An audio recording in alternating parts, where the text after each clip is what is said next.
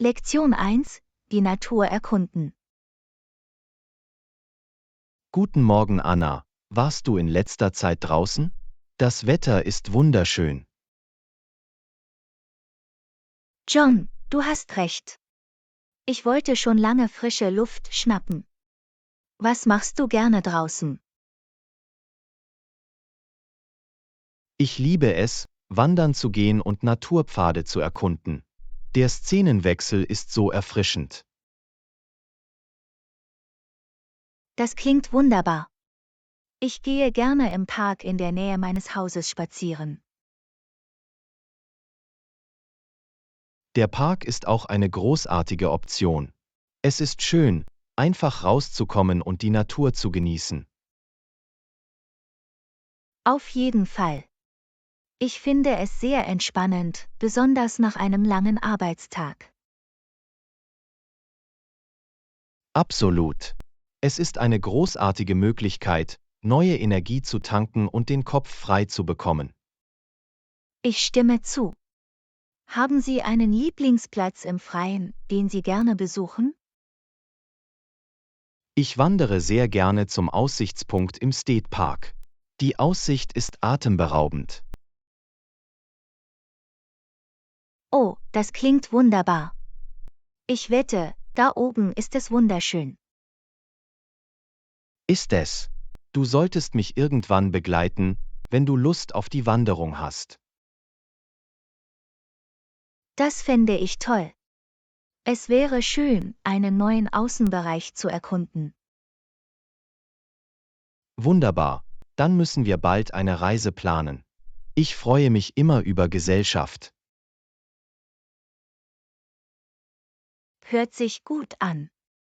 Ich freue mich drauf. Großartig, ich schicke dir die Details, sobald ich einen guten Tag gefunden habe. Lektion 2: Die Feiertage feiern. Hallo Lektion Anna, 2: bist du Die bereit für die Feiertage feiern. Feiertage? Unbedingt. Ich liebe diese Jahreszeit. Ich auch. Ich bin in festliche Stimmung geraten. Das gleiche hier. Hast du schon angefangen, deine Wohnung zu dekorieren? Habe ich. Ich habe funkelnde Lichter und einen schönen Baum. Oh, wie reizend. Ich wette, es sieht so gemütlich und fröhlich aus. Das tut es. Und die Lichter gibt es in so vielen Farben. Das klingt magisch. Ich wette, das bringt dich in gute Laune. Das tut es wirklich. Ich habe auch Weihnachtsmusik gespielt. Wunderbar. Was ist dein liebstes Weihnachtslied? Das ist eine schwierige Frage. Ich liebe Jingle Bells und Dexe Hals. Das sind Klassiker. Ich selbst mag Stille Nacht. Ah ja, so ein wunderschönes und friedliches Lied. Auf jeden Fall. In den Ferien fühle ich mich immer so sentimental. Ich weiß, was du meinst. Diese Jahreszeit hat einfach etwas Besonderes an sich. Absolut. Ich kann es kaum erwarten, die Weihnachtsstimmung voll auszukosten. Ich auch nicht. Ich bin mir sicher, dass wir eine wundervolle Saison haben werden. Lektion 3: Einem Freund beim Umzug helfen. In Ordnung, Anna. Ich habe gehört, dass du bald in eine neue Wohnung ziehst. John, das stimmt. Ich freue mich wirklich darauf. Das sind großartige Neuigkeiten. Brauchst du Hilfe beim Umzug? Eigentlich ja. Ich könnte definitiv ein zusätzliches Paar Hände gebrauchen. Nun, weißt du, ich helfe immer gerne. Sag mir einfach, wann. Das wäre unglaublich. Ich hatte gehofft, du würdest das sagen. Natürlich helfe ich gerne weiter. Ein Umzug kann so mühsam sein. Erzähl mir davon. Es gibt so viel zu packen und zu organisieren. Ich wette, aber mit uns beiden wird es wie im Nu vergehen. Das hoffe ich wirklich. Ich möchte mich so schnell wie möglich einleben. Kein Problem. Gib mir einfach eine Zeit und ich bin da, bereit zu gehen. Fantastisch, wie wäre es mit diesem Samstag? Funktioniert das für dich? Klingt gut für mich. Ich habe an diesem Tag keine Pläne. Perfekt, ich weiß es wirklich zu schätzen, dass Sie sich die Zeit genommen haben, um zu helfen. Erwähne es nicht. Ich helfe gerne mit. Du bist der Beste. Ich sorge dafür, dass ein paar Snacks und Getränke bereit sind. Klingt nach einem Plan. Sag mir einfach, wann ich vorbeikommen muss. Wird reichen. Ich kann es kaum erwarten, diesen Schritt hinter mich zu bringen. Ich auch nicht. Es wird ein Kinderspiel sein, wenn wir beide daran arbeiten. Lektion 4: Diskussion der Zahlungsmöglichkeiten. Hey Anna, ich habe gehört, dass du nach verschiedenen Zahlungsmethoden suchst. Das ist richtig. Ich versuche mich zwischen der Verwendung meiner Kreditkarte oder PayPal zu entscheiden. Ah, ich verstehe. Was bringt dich dazu, darüber nachzudenken, die Dinge zu ändern? Nun, ich habe viel über die Sicherheitsvorteile der Verwendung von PayPal gehört. Interessant. Welche Sicherheitsbedenken haben Sie mit Ihrer Kreditkarte? Hauptsächlich nur das Risiko von Betrug und Identitätsdiebstahl, wenn meine Karteninformationen kompromittiert werden. Ich kann diese Sorge verstehen. PayPal bietet eine zusätzliche Schutzebene. Exakt. Außerdem ist es praktisch, alle meine Zahlungsinformationen an einem Ort zu haben. Das ist ein gutes Argument.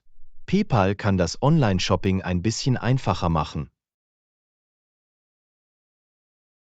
Absolut. Und ich habe gehört, dass Ihr Kundenservice ziemlich schnell reagiert, wenn es irgendwelche Probleme gibt. Ja, das ist definitiv ein Plus. Kreditkartenunternehmen können ein bisschen mehr Erfolg oder Misserfolg haben. Auf jeden Fall. Ich versuche nur, die Vor- und Nachteile der einzelnen Optionen abzuwägen. Verständlich. Haben Sie PayPal schon einmal benutzt oder wäre es eine neue Erfahrung? Ich habe es ein paar Mal benutzt, aber nicht als meine primäre Zahlungsmethode. Okay, dann bist du damit vertraut. Das könnte den Übergang erleichtern.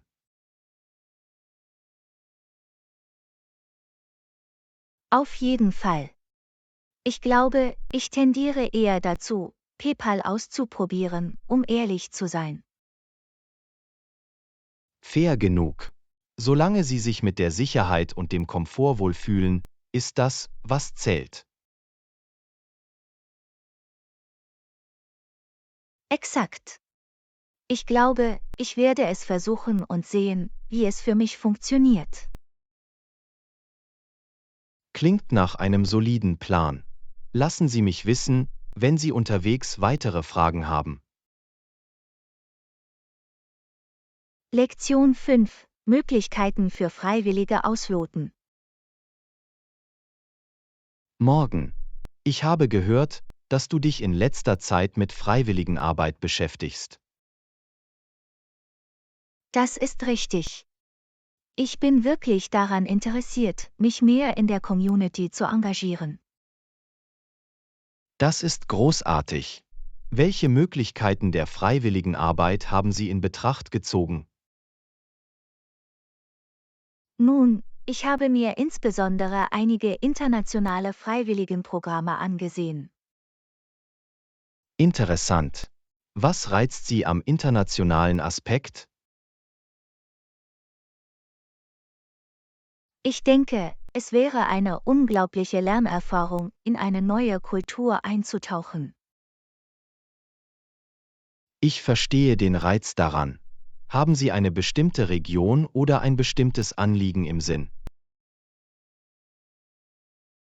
Ich fühle mich besonders zu Programmen hingezogen, die sich auf den Umweltschutz konzentrieren.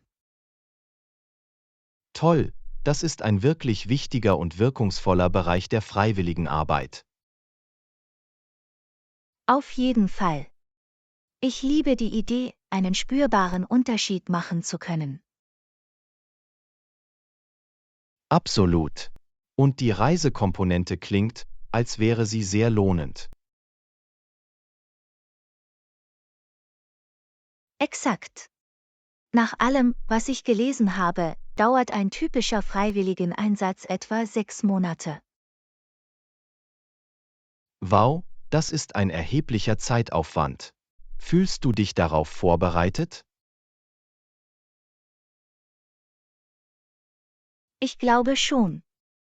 Ich bin an einem Punkt in meinem Leben angelangt, an dem ich die Flexibilität habe, mir so viel Zeit zu widmen.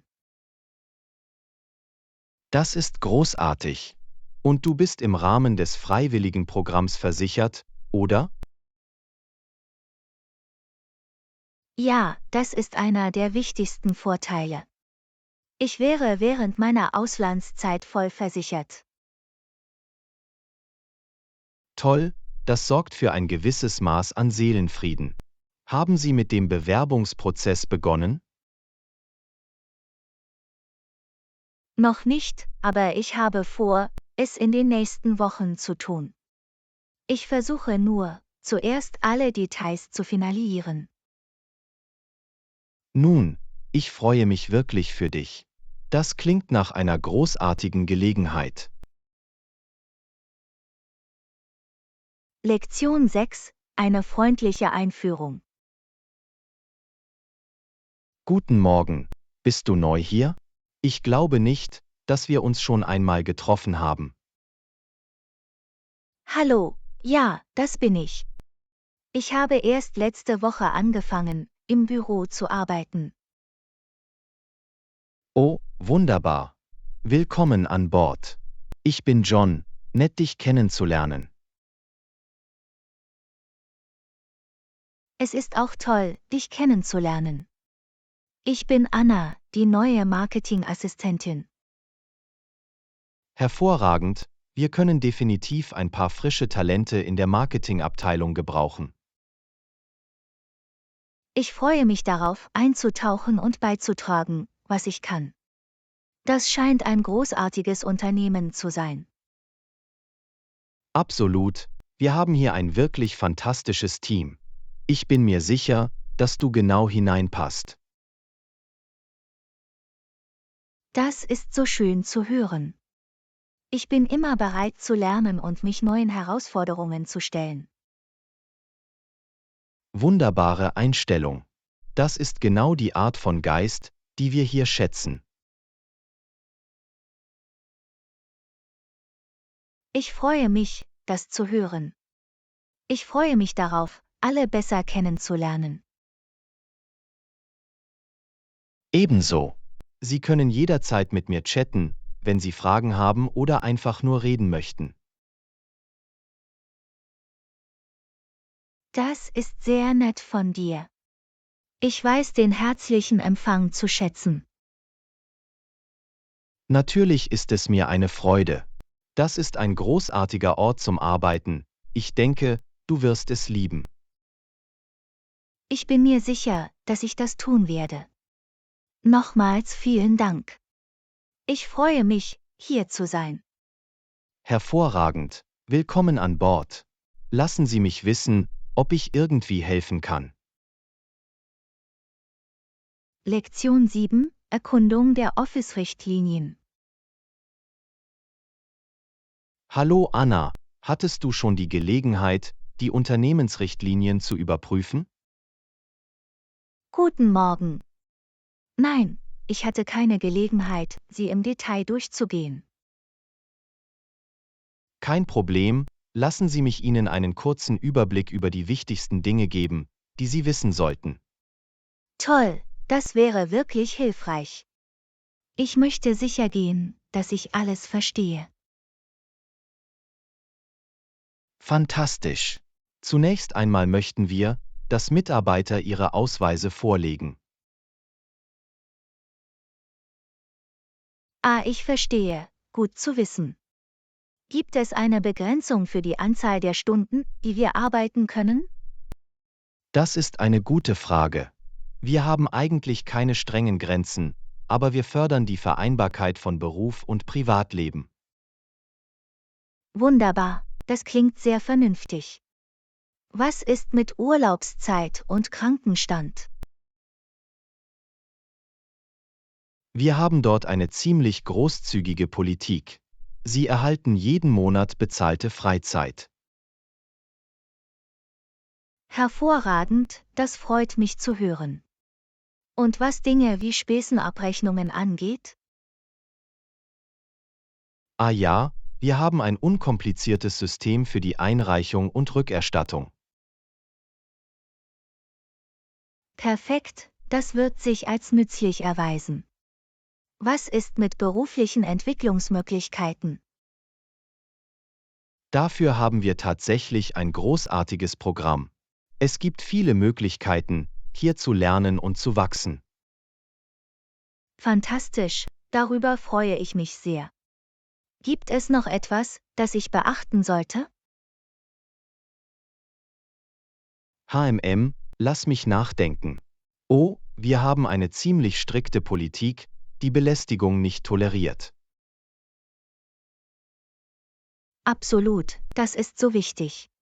Es freut mich zu hören, dass du das sehr ernst nimmst.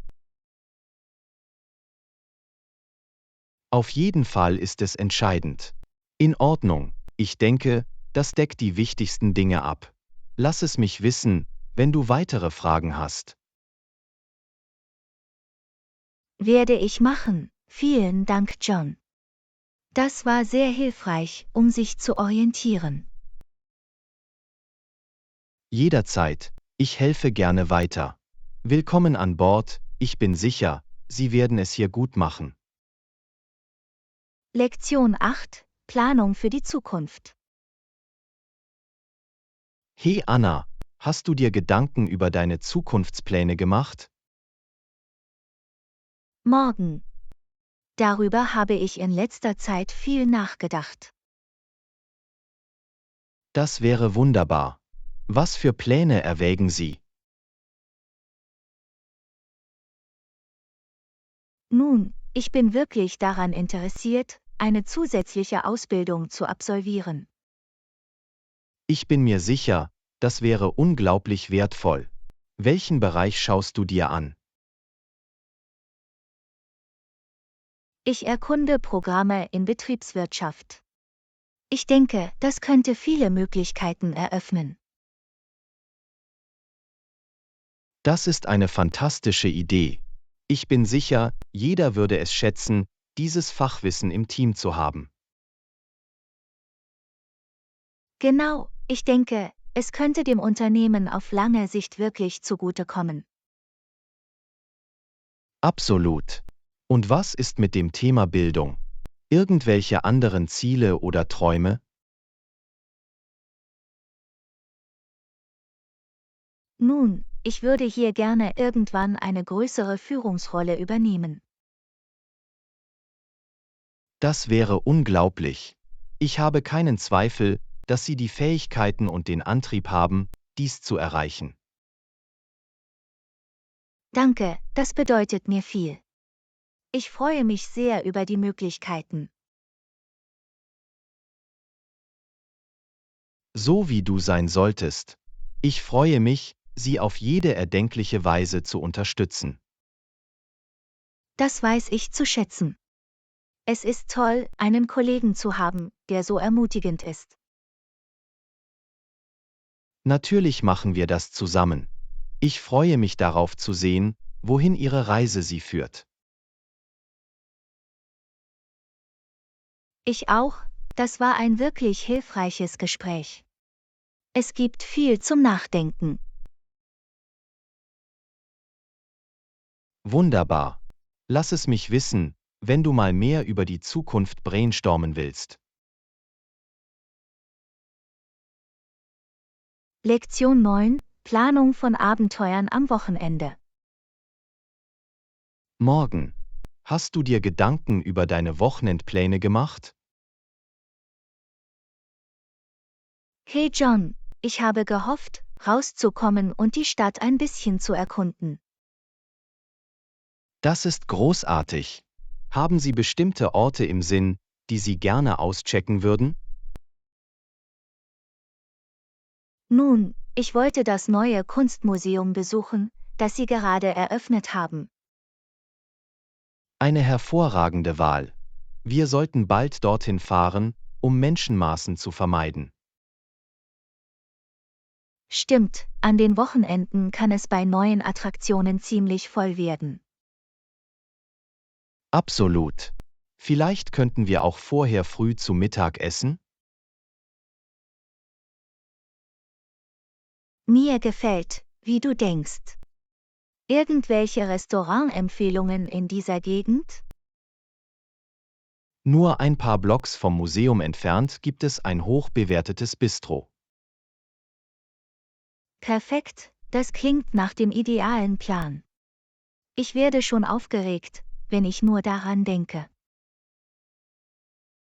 Ich auch, ich denke, es wird eine wunderbare Art sein, einen Samstag zu verbringen.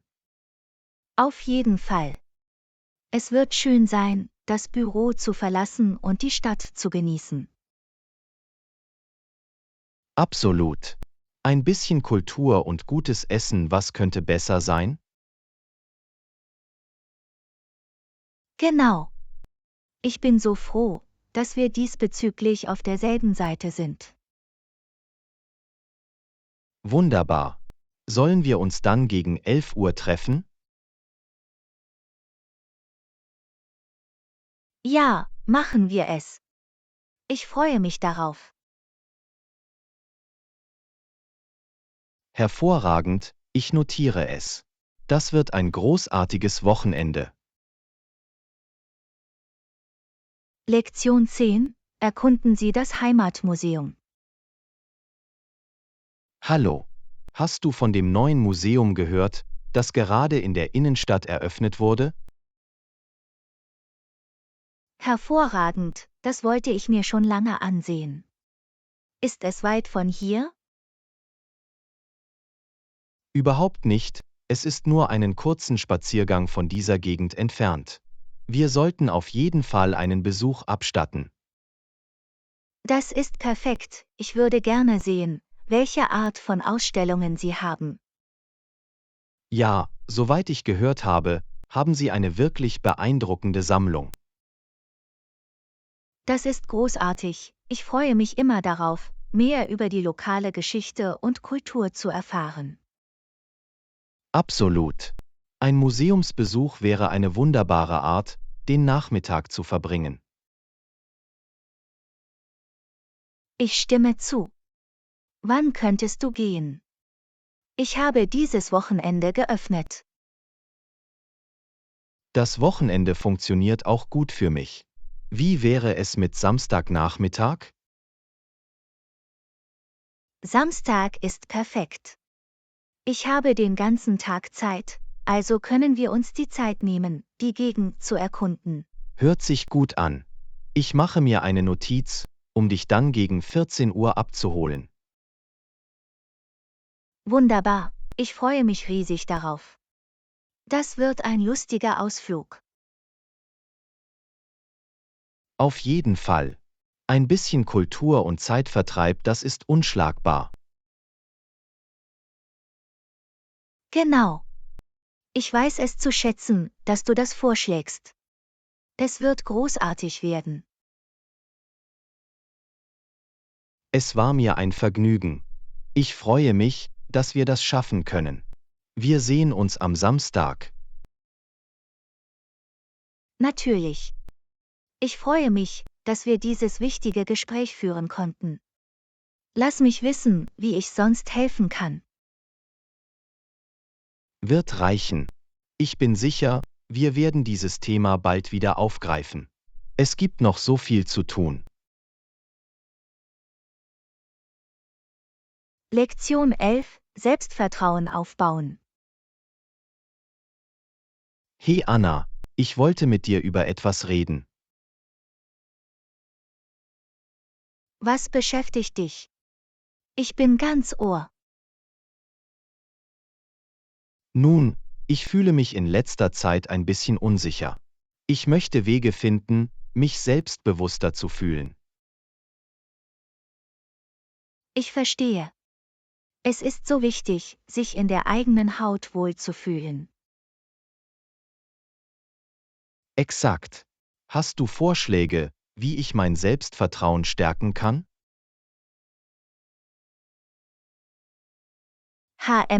Lass mich nachdenken. Vielleicht könnten wir damit beginnen, Ihre Stärken und Talente zu identifizieren. Das ist eine gute Idee. Ich weiß, dass ich gut darin bin, Probleme zu lösen, aber ich neige dazu, mich auf meine Schwächen zu konzentrieren. Das ist einfach, aber versuchen Sie, das Drehbuch umzudrehen. Feiere deine Stärken. Du hast recht. Ich sollte wirklich anfangen, die Dinge anzuerkennen, in denen ich gut bin. Absolut. Und haben Sie keine Angst, gelegentlich Ihre Komfortzone zu verlassen. Das ist eine Herausforderung, aber ich weiß, dass es mir helfen kann, zu wachsen und selbstbewusster zu werden. Auf jeden Fall. Selbst kleine Schritte können im Laufe der Zeit einen großen Unterschied machen. Das ist ein gutes Argument. Ich werde versuchen, mich ein bisschen mehr anzustrengen. Ich freue mich, Sie dabei zu unterstützen. Wir machen das zusammen. Das weiß ich wirklich zu schätzen. Deine Ermutigung bedeutet mir viel. Natürlich. Ich weiß, dass du das schaffst. Glaub einfach an dich selbst. Ich werde mein Bestes geben. Danke für das aufmunternde Gespräch. Es ist genau das, was ich gebraucht habe. Lektion 12: Eine überraschende Geste.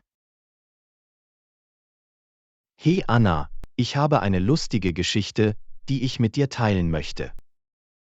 Oh, erzähl es. Ich bin ganz Ohr. Du weißt, dass Ebenezer Scrooge normalerweise ein bisschen wie ein Scrooge ist, oder? Ja, das klassische Weihnachtsmärchen vom mürrischen alten Mann. Nun, dieses Jahr hat er beschlossen, alle seine Bekannten zu überraschen. Das ist eine ziemliche Wende. Was macht er? Hol dir das, er kauft zunächst eine riesige Gans und schickt sie zu den Cratchits. Wow, das ist ein ziemlich großzügiges Geschenk von Scrooge. Ich weiß, es ist völlig unerwartet. Ich frage mich, was hinter diesem plötzlichen Sinneswandel steckt. Vielleicht sind die Geister von Weihnachten wirklich zu ihm durchgedrungen. Könnte sein. Es ist fast so, als wäre er jetzt eine andere Person. Es wird interessant sein zu sehen, welche anderen Überraschungen er bereithält. Absolut. Ich kann es kaum erwarten, mehr über seine neu gewonnene Freundlichkeit zu erfahren. Ich auch nicht. Es ist eine herzerwärmende Wendung der klassischen Geschichte. Ganz gewiss. Scrooge zeigt sich dieses Jahr wirklich von seiner weicheren Seite. Ich liebe es, wenn Charaktere diese Art von Transformation durchmachen. Das Gleiche hier. Es zeigt nur, dass sich Menschen ändern können. Auf jeden Fall. Selbst der mürrischste Scrooges kann seine Meinung ändern. Ich bin gespannt, welche anderen guten Taten er geplant hat. Lektion 13: Feiertagstraditionen. Guten Morgen, Anna. Ich habe eine Frage zu den Feiertagstraditionen an dich. Okay, lass es uns hören. Einige meiner Familienmitglieder lieben Weihnachtspudding wirklich, aber ich bin kein großer Fan. Oh, ich verstehe. Was bevorzugst du stattdessen? Ich bleibe einfach beim Eisessen. Das ist mein Lieblingsleckerbissen im Urlaub. Eiscreme, Das ist eine einzigartige Wahl für Weihnachten. Ja, ich weiß, es ist ein bisschen unkonventionell, aber ich komme einfach nicht in den Pudding rein. Jedem das seine. Jeder hat seine eigenen Urlaubsfavoriten. Exakt. Letztes Jahr habe ich eine große Schüssel Eis gegessen, während der Rest der Familie Pudding gegessen hat. Hört sich an, als hättest du dort einen schönen Solo-Dessert-Moment gehabt. Es war großartig. Kein Streit um das letzte Stück Pudding für mich. Haha, ich kann mir vorstellen, dass das in manchen Familien ein bisschen kompetitiv wird. Oh, du hast keine Ahnung. Meine Cousins können bei den Feiertagssüßigkeiten ziemlich territorial werden. Nun, wenigstens hast du dein Eis, das du in Ruhe genießen kannst. Auf jeden Fall. Es ist jetzt eine Art Tradition für mich geworden. Ich finde es toll, wie jeder seine eigenen kleinen Traditionen findet, um die Feiertage zu etwas Besonderem zu machen. Vollkommen. Und Eiscreme ist der perfekte Weg für mich, das zu tun. Ich respektiere Ihren unkonventionellen Urlaubsgeschmack. Danke. Ich muss die Dinge interessant halten, weißt du? Lektion 14: Packen für eine Reise. Exzellenter Vorschlag. Apropos Reisen, wie bleiben Sie während der gesamten Reise organisiert? Das ist eine gute Frage. Für mich geht es darum, eine detaillierte Packliste zu erstellen. Eine Packliste. Das klingt nach einem klugen Ansatz. Absolut. Es hilft mir sicherzustellen, dass ich keine wichtigen Dinge vergesse. Ich kann mir vorstellen, dass das wirklich hilfreich wäre. Hast du noch weitere Tipps, um organisiert zu bleiben? Ja, ich versuche immer, vielseitige Kleidung einzupacken, die sich kombinieren lässt. Das ist gut. Maximieren Sie Ihre Optionen und minimieren Sie gleichzeitig den Platzbedarf. Genau. Und ich bewahre meine Toilettenartikel gerne in einer kleinen, leicht zugänglichen Tasche auf. Toll, das muss den Gang durch die Sicherheitskontrolle zum Kinderspiel machen. Auf jeden Fall. So bleibt alles sauber und ordentlich in meinem Koffer. Fantastischer Rat. Ich werde einige dieser Strategien umsetzen müssen. Ich teile gerne mit, was für mich funktioniert. Organisation ist der Schlüssel auf Reisen. Absolut. Es kann den Unterschied ausmachen, wenn es um eine reibungslose Reise geht. Einverstanden. Und so können Sie sich darauf konzentrieren, die Reise zu genießen, ohne sich um Ihre Sachen zu kümmern. Das ist ein gutes Argument. Ein System zu haben, nimmt den Druck wirklich ab. Exakt. Also sag mir, was sind deine wichtigsten Packtipps? Nun, ich achte immer darauf, eine zusätzliche Tasche für Souvenirs und Einkäufe einzupacken. Kluger Schachzug. So müssen Sie auf dem Heimweg nicht alles in Ihren Koffer stopfen. Exakt. Außerdem lässt es Platz für unerwartete Funde auf dem Weg. Lektion 15: Hobbys erkunden. Exzellente Idee. Das ist perfekt, ich werde mir auf jeden Fall einen holen. Freut mich, dass es dir gefällt. Hast du während deiner Einkaufstour irgendwelche Aquarien gesehen? Nein, habe ich nicht, aber das klingt nach einem interessanten Hobby. Was gefällt dir an der Fischhaltung?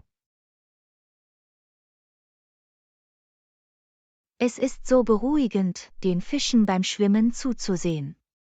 Ich finde es wirklich entspannend. Das kann ich mir vorstellen. Außerdem muss es sich lohnen, sich um die kleinen Kreaturen zu kümmern.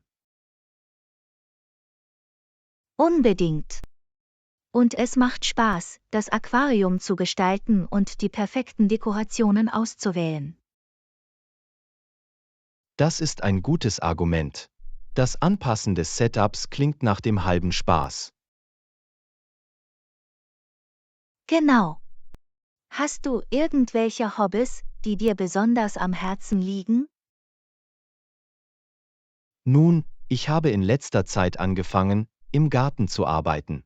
Es ist sehr erfüllend, meine eigenen Pflanzen anzubauen. Oh, Gartenarbeit, das ist wunderbar. Welche Arten von Pflanzen züchtest du gerne? Ich hatte bisher viel Glück mit Tomaten und Kräutern. Es war wirklich befriedigend, sie gedeihen zu sehen. Frische Tomaten und Kräuter aus eigenem Anbau, das muss köstlich sein. Ich wette, Ihre Küche hat davon profitiert. Absolut. Es hat meinen Mahlzeiten so viel Geschmack verliehen. Und es ist schön, ein entspannendes Outdoor-Hobby zu haben. Das kann ich mir vorstellen.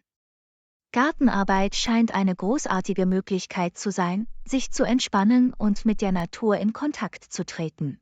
Auf jeden Fall. Hast du noch andere Hobbys, die du empfehlen würdest auszuprobieren? Nun, ich habe in letzter Zeit angefangen zu fotografieren. Es war ein lustiges, kreatives Medium für mich. Fotografie, das ist großartig. Was für Motive nimmst du gerne auf? Ich genieße es wirklich, Landschaftsaufnahmen zu machen und die Schönheit der Natur einzufangen. Das klingt unglaublich. Ich würde gerne irgendwann ein paar deiner Fotos sehen. Lektion 16: Neue Möglichkeiten erkunden. Hallo Anna, ich denke, es ist eine großartige Wachstumschance bei der Erschließung neuer Märkte. Interessant, erzähl mir mehr darüber. Welche neuen Märkte ziehen Sie in Betracht? Nun, ich habe einige Schwellenländer untersucht, die meiner Meinung nach viel Potenzial haben. Das ist aufregend. Was hast du gefunden, das dich so interessiert? In einigen Entwicklungsländern scheint es eine wachsende Mittelschicht mit steigender Kaufkraft zu geben. Ah, ich verstehe, die Ausrichtung auf diese wachsende Verbraucherbasis könnte Ihrem Unternehmen wirklich zugutekommen. Exakt. Mich fasziniert vor allem der Markt in Südostasien. Die Bevölkerung ist riesig.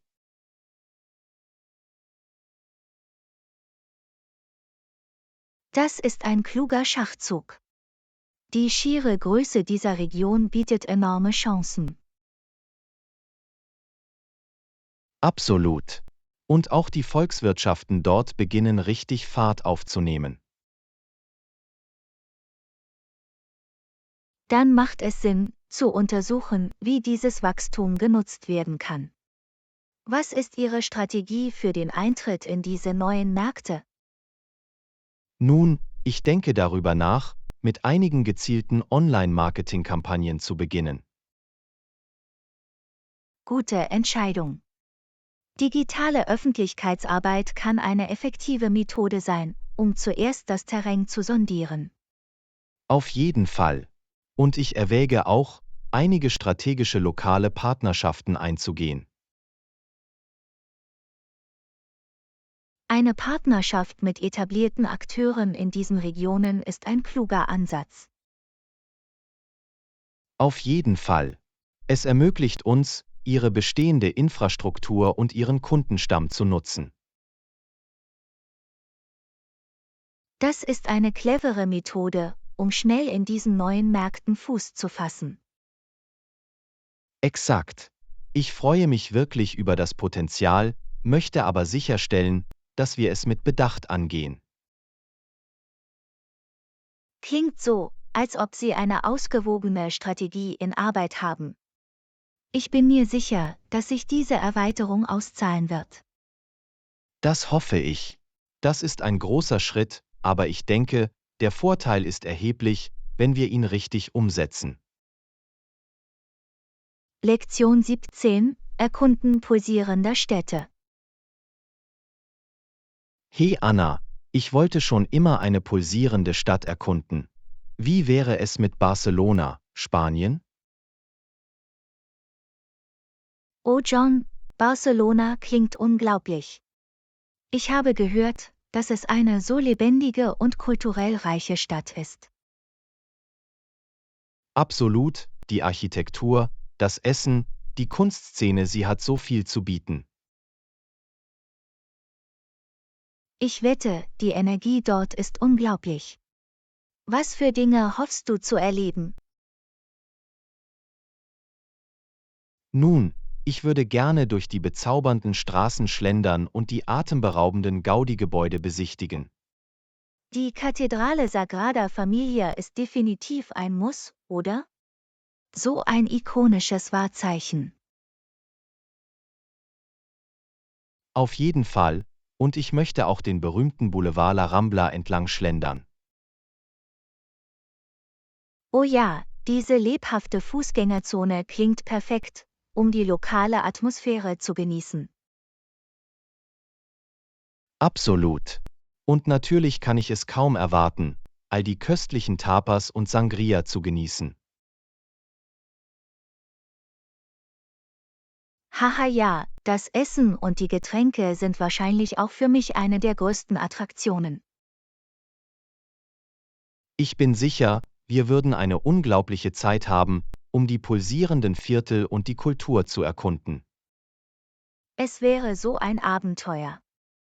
Die Energie und der künstlerische Geist Barcelonas sprechen mich wirklich an. Einverstanden. Ich denke, es wäre das perfekte Ziel für unsere nächste gemeinsame Reise. Ich bin begeistert. Lass uns anfangen, unseren Kurzurlaub in Barcelona zu planen. Ich kann es kaum erwarten. Fantastisch. Ich werde die besten Hotels und Aktivitäten recherchieren. Das wird fantastisch. Fantastisch, ich bin mir sicher, was auch immer Sie tun, es wird dafür sorgen, dass sich Ihre Wohnung in kürzester Zeit wie ein richtiges Zuhause Ich anfühlt. schätze die Tipps. Das ist sehr hilfreich, wenn ich anfange. Ich helfe gerne weiter. Lassen Sie mich wissen, wenn Sie weitere Dekorationstipps benötigen. Werde ich machen. Danke nochmal. Lektion 18: Das perfekte Hotel buchen. Hey Anna, ich fange an, unsere Reise nach Barcelona zu planen. Wo sollte ich mit der Suche nach Hotels beginnen? Oh, aufregend. Nun, ich würde vorschlagen, mit gut bewerteten Hotels zu beginnen, die einen guten Ruf haben. Okay, das macht Sinn. Auf welche Dinge sollte ich achten, wenn ich Hotels vergleiche? Die Lage ist entscheidend. Sie werden eine suchen, die sich in der Nähe der Sehenswürdigkeiten und Attraktionen befindet, die Sie sehen möchten. Auf jeden Fall wäre es ideal, in einer zentralen Gegend zu sein. Was ist mit Annehmlichkeiten und Bewertungen?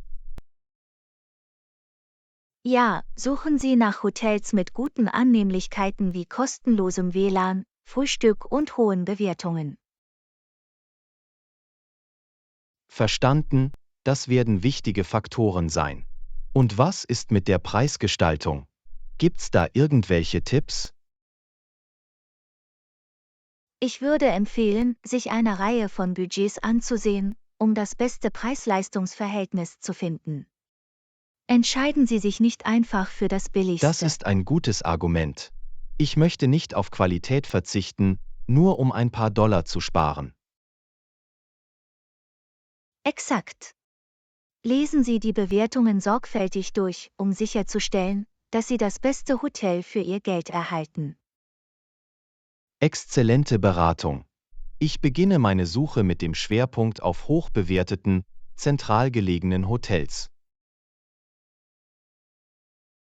Klingt nach einem Plan. Lassen Sie es mich wissen, sobald Sie es eingegrenzt haben. Ich helfe Ihnen gerne dabei, die Buchung abzuschließen. Werde ich machen. Vielen Dank für die Tipps. Das wird die Planung unserer Barcelona-Reise zum Kinderspiel machen. Ich helfe gerne weiter. Ich kann es kaum erwarten, die Stadt mit dir zu erkunden. Es wird eine tolle Reise. Ich auch nicht, es wird ein unvergessliches Erlebnis. In Ordnung, Zeit für die Buchung. Vertrau mir, du wirst nicht enttäuscht sein. Ihre Auswahl ist wirklich beeindruckend. In Ordnung, nun, ich werde sie auf jeden Fall zu meiner Liste hinzufügen. Danke für die tollen Empfehlungen. Natürlich helfe ich gerne weiter. Lass es mich wissen, wenn du noch etwas brauchst. Werde ich tun, ich weiß das zu schätzen. Lektion 19: Umgang mit kulturellen Unterschieden im Ausland. Hallo Anna, ich habe mich über kulturelle Normen für unsere Reise nach Japan informiert. Gab es irgendwelche Tipps zur Etikette, die Sie bei Ihrem letzten Besuch erhalten haben? Ah ja, es gab ein paar Dinge, auf die ich achten musste. Zunächst einmal legen die Japaner viel Wert auf Höflichkeit und Respekt. Ich verstehe, können Sie mir einige Beispiele dafür geben, wie sich das in alltäglichen Interaktionen äußert? Nun, Dinge wie sich bei der Begrüßung von Menschen zu verbeugen, Ehrungen zu verwenden und direkten Augenkontakt zu vermeiden, können wichtig sein. Okay, gut zu wissen. Was ist mit Dingen wie Trinkgeld oder Tischmanieren? Sollte ich da irgendwas beachten? Auf jeden Fall. Trinkgeld wird in Japan nicht erwartet, und Sie sollten vermeiden, vor der ältesten Person am Tisch mit dem Essen zu beginnen. Ah, das ist gut im Hinterkopf zu behalten. Irgendwelche Fauxpas, die ich meiden sollte, wenn ich vermeiden will, jemanden zu beleidigen? Nun, zeig nicht mit deinen Essstäbchen und pass auf, dass du sie nicht direkt in deinen Reis steckst, da das mit Beerdigungen verbunden ist. Huch, gut, dass du mir die Informationen im Voraus gibst. Ich muss wirklich auf diese Art von kulturellen Nuancen achten. Absolut. Die Japaner halten sich sehr an die Etikette. Wenn Sie also im Voraus recherchieren, wird es viel bewirken.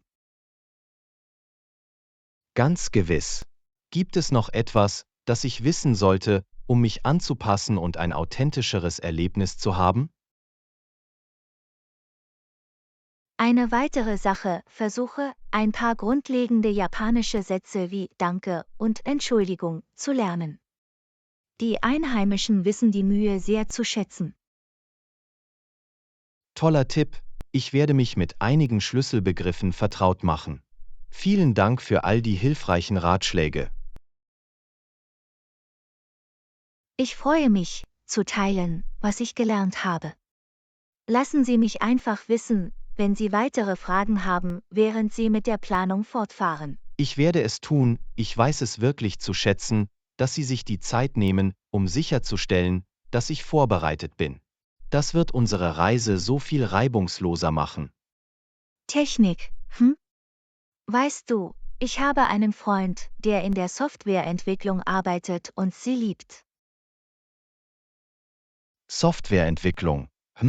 Ich habe nicht viel Erfahrung damit, aber es könnte sich lohnen, es sich anzusehen.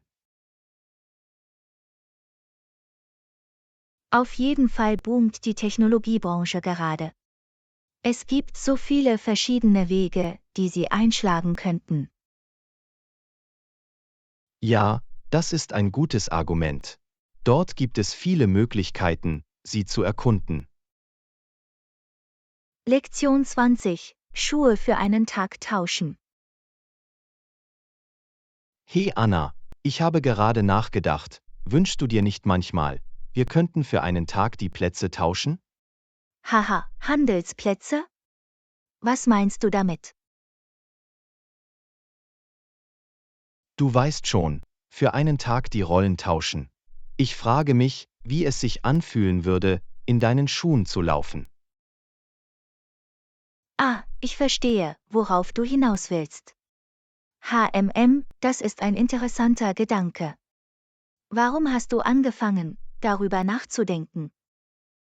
Ich weiß nicht, ich glaube, ich war einfach neugierig auf die verschiedenen Perspektiven, die wir auf das Leben haben, wenn wir uns in verschiedenen Phasen befinden und so. Das ist ein faires Argument. Ich kann mir vorstellen, dass es ziemlich augenöffnend wäre, die Welt aus der Sicht eines älteren Menschen zu erleben.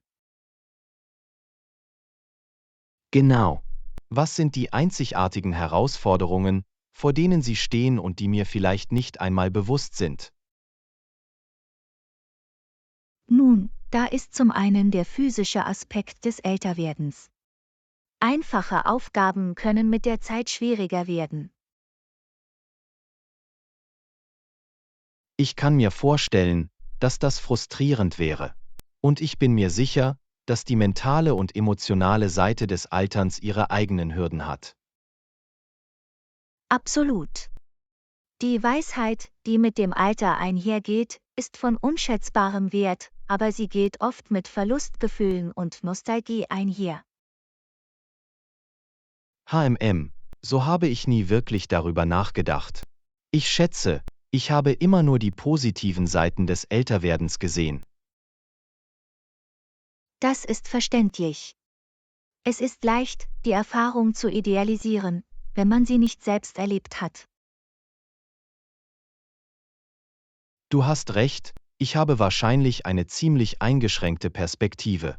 Ein Ortswechsel könnte mir wirklich helfen, mehr Empathie zu entwickeln. Exakt. Und wer weiß, vielleicht würde ich ein oder zwei Dinge über die Freuden der Jugend lernen, wenn wir die Plätze für einen Tag tauschen würden. Das ist ein gutes Argument. Das könnte eine für beide Seiten vorteilhafte Erfahrung sein. Ich bin jetzt wirklich fasziniert von der Idee. Ich auch. Wir sollten auf jeden Fall erwägen, es zu verwirklichen, auch wenn es nur in unserer Vorstellung ist. Könnte eine augenöffnende Übung sein. Absolut. Ich bin bereit, wenn du es bist. Mal sehen, was wir aus den einzigartigen Blickwinkeln des jeweils anderen lernen können. Haha, sagen wir einfach, ich habe es so schnell wie meine Beine tragen konnten, daraus gefahren. Definitiv ein herzzerreißender Moment. Das kann ich mir nur vorstellen. Nun, danke für all die tollen Tipps. Ich freue mich immer mehr auf diesen Campingausflug. Lektion 21. Verhandlungen steuern. Morgen. Ich wollte Sie nach den Verhandlungen fragen, über die wir gesprochen haben. Oh ja, die Verhandlungen. Was wolltest du wissen? Nun, ich bin neugierig auf den Ansatz, den Sie gewählt haben. Es schien, als ob Sie trotz der anfänglichen Erwartungen zu einer Einigung kommen konnten. Das ist eine großartige Beobachtung. Sie haben recht, die Erwartungen wurden nicht sofort erfüllt, aber wir waren offen für Verhandlungen. Ich verstehe. Was war also der Schlüssel, um diese Gemeinsamkeiten zu finden? Geduld und Flexibilität waren entscheidend. Wir mussten bereit sein, unsere Positionen anzupassen und uns wirklich zuzuhören. Ich kann mir vorstellen, dass das nicht immer einfach war.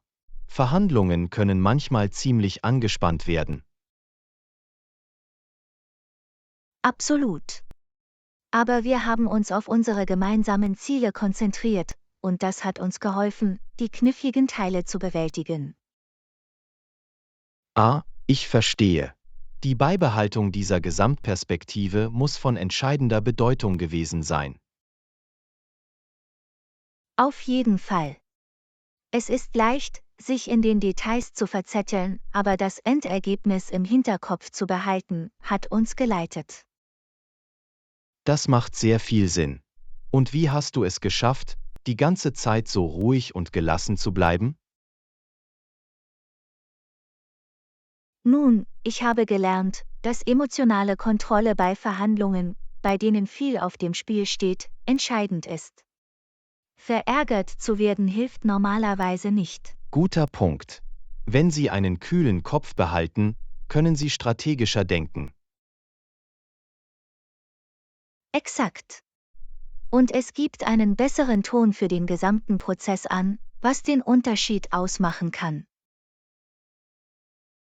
Wow, du scheinst wirklich ein Händchen dafür zu haben. Irgendwelche anderen Tipps, die du teilen kannst? Ich würde sagen, Vorbereitung ist auch entscheidend. Je mehr Sie wissen, desto besser können Sie Herausforderungen vorhersehen. Das macht absolut Sinn. In diesen Situationen ist Wissen Macht. Absolut. Und scheuen Sie sich auch nicht, kreativ zu werden. Manchmal eröffnet ein Blick über den Tellerrand neue Möglichkeiten. Daran muss ich mich erinnern. Verhandeln ist eine Kunstform, nicht wahr?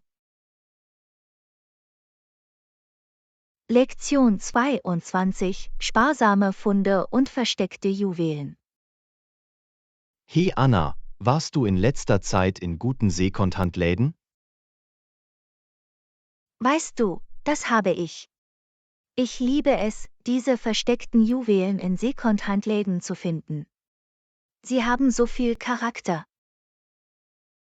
Richtig? Es ist, als ob du nie weißt, auf welche erstaunlichen Dinge du stoßen wirst. Genau. Die Jagd ist der halbe Spaß. Hast du in letzter Zeit irgendwelche coolen Funde gemacht? Eigentlich ja. Ich habe diese Vintage-Kamera in die Hand genommen, auf die ich mich ziemlich freue. Oh, eine Vintage-Kamera? Das klingt nach einem echten Schatz. Was für eine Art ist das? Es ist ein altes Polaroid aus den 70ern. Ich kann es kaum erwarten, es auszuprobieren. Polaroid, wie lustig. Diese Sofortbilder sehen so einzigartig aus. Auf jeden Fall. Ich hoffe, damit ein paar wirklich coole Aufnahmen im Retro-Stil machen zu können. Ich wette, du wirst tolle Ergebnisse erzielen. Polaroids haben eine so ausgeprägte Ästhetik. Absolut. Und das Beste daran ist, dass ich im Secondhand-Laden nur ein paar Dollar dafür bezahlt habe. Auf keinen Fall, das ist ein toller Deal. Sparsamkeit ist das Beste, um wertvolle Dinge mit kleinem Budget zu finden. Ich könnte nicht mehr zustimmen. Ich liebe den Nervenkitzel der Jagd und die Befriedigung eines guten Schnäppchens. Ich auch. Es ist, als würde man kleine versteckte Schätze ausgraben, ein Einkaufsbummel nach dem anderen. Exakt. Du musst wirklich die Augen offen halten, aber es lohnt sich. Auf jeden Fall. Ich freue mich schon auf unser nächstes Sparsamkeitsabenteuer. Das gleiche hier. Vielleicht können wir beim nächsten Mal Fotos unserer neuesten Funde austauschen. Klingt nach einem Plan. Ich bin sicher, wir werden beide einige beeindruckende neue Stücke teilen können. Ich kann es kaum erwarten. Sparsamkeit ist das Beste.